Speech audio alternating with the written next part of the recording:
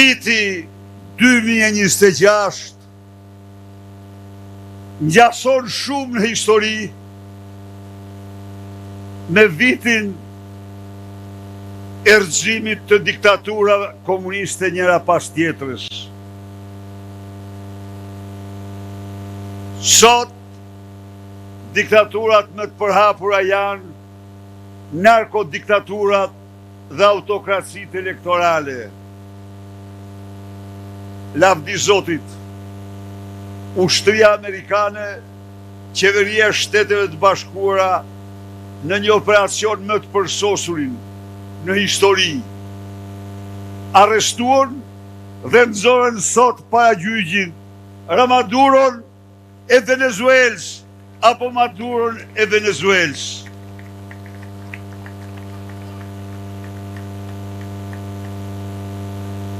Mediat e majta të kontrolluara nga qeveria në Shqipëri, nga mëngjesi gjirindark, u bien borive se u shkel sovraniteti, se kjo shkeli ligjin ndërkombëtar.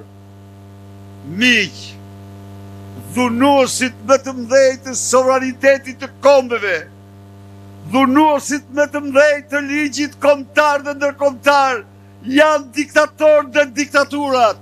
Rrëzimi i tyre është respekti më i madh për ligjin ndërkombëtar, ligjin kombëtar, për qytetarët e vendeve të shtypura.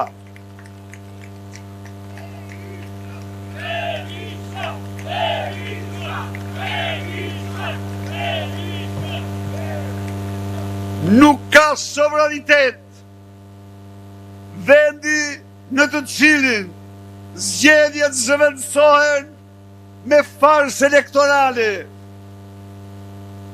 Narkodiktatori apo diktatori që shton zgjedhjet në farsë, shkelmon dhe asgjëson sovranitet e kombit të tij. Ai nuk meriton një ditë të qëndrojë në pushtet. Presidenti Trump nga gjetjer sot ka përsëritur se ti Maduro je i pari, të tjerë do vinë mas teje. Dhe u ka dërguar mesazhe njëri pas tjetrit. E vërteta është se ky akt solli ngritës të madhe të merr terror dhe ferr në Surrel. Edi Rama ngriu, e ky që dje podcastin e tij mashtrojmë, se çeli një fjalë goje, publikoi një artikull me emrin e dy mashtruesve ordiner të tij, Endri Kajsiu, në të cilin thoshte, jo, mos kujtoni se jam Maduro, sepse Shqipëria nuk ka naftë sa Venezuela, sepse Shqipëria kështu dhe ashtu, tani u them unë ju. Pse ky është Maduro? Pse ky është Maduro? Sepse ky, një lloj si Maduro, ka shtruar zgjedhjet dhe farsë elektorale, mandatet e tij qëndrojnë mbi krimin, ka marrë mandatet opozitës. Ky është një lloj si Maduro, sepse ky është i lidhur direkt me kartelet më të fuqishme të drogës në Europë. Ky kontrollon me françopjat e tij çmimin e kokainës dhe tregun e saj në Europë. Ky është sa Maduro për shqiptarët, sepse nëse Maduro ka përzar nga vendi i tij 20% të popullatës me varfëri dhe mjerim, Maduro ka përzar nga Shqipëria 40% të popullatës. Ky është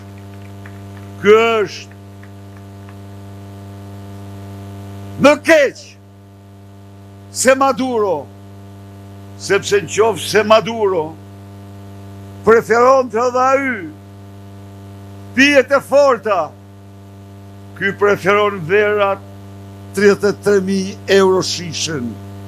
Imagjinoni ju, imagjinoni se ç'është ky. Dhe me lindrat e tij, vjedh qindra milion euro nga akshi, i shtuk ato në drejtime krejt të paditur. Në qoftë se Sicilia e Maduros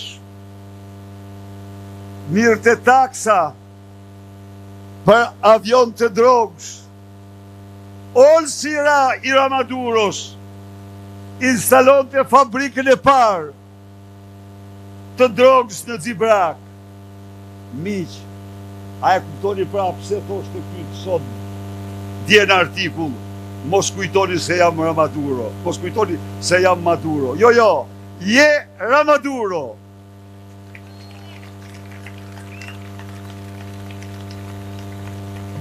Natyrisht, do t'i them këtu se ne nuk presim që forcat Delta të zbarkojnë në Surrel, se do zbarkojnë Delta tonë. Ja ku i kemi Delta që do zbarkojnë në Surrel. Ja këtu i ke Delta thram. Këta Delta që ke këtu përpara pritin Surrel sa po të marrin urdhrin. Atje do i kesh. Por një gjë, një lloj si Maduron, edhe ti në sallën e gjyqit do përfundosh. Bashkë me lindat, Belit, Lubit dhe të gjithë suitën tënde. Për këtë e siguroj. Pra, kjo është një vit i madh për ne. Kjo është viti në cilin ne do triumfojmë. Populli opozitar do triumfojë. Shqiptarët me dignitet do të përmbysin diktaturën në shëmtur, të urryer, që u instaluan mbi ta, dhe përsëri do të jenë një popull i lirë. Me energjitë e tyre do ndërtojnë tatmen, të sotmen dhe tatmen e tyre. Edhe njëherë gëzuar vit në ri. Ju garantoj se betejë jo ndalet që vetëm me fitoren e opozitës. Gëzuar, faleminderit.